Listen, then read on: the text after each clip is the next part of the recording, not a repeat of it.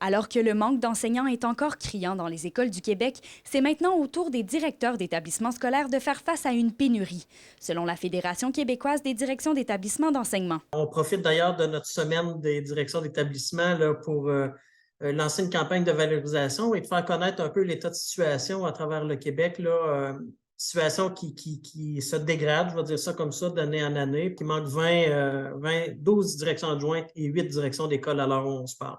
C'est une première au Québec, c'est la première fois.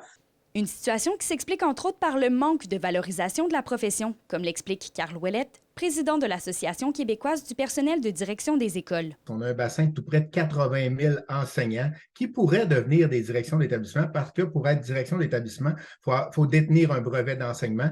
Donc, le bassin, il est là, on le sait, mais il faut promouvoir cette profession-là, il faut la valoriser et c'est ce qu'on va faire cette semaine là, par diverses campagnes de promotion et de valorisation.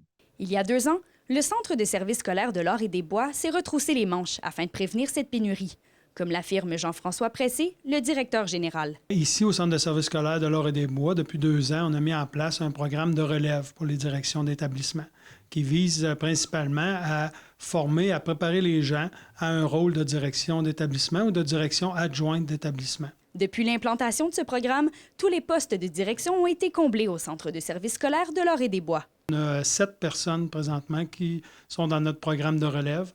Puis, il y a des gens qui ont accédé à un poste là, de direction l'an dernier, donc on est vraiment contents. Ça a vraiment permis de connaître les gens davantage puis de se préparer à ce nouveau rôle-là. La Semaine québécoise des directions d'établissement se poursuit jusqu'au 20 octobre. Rappelons qu'elle vise à souligner le travail des directeurs et directeurs adjoints tout en valorisant la profession. Kémilia Laliberté, RNC Nouvelles, à Val-d'Or.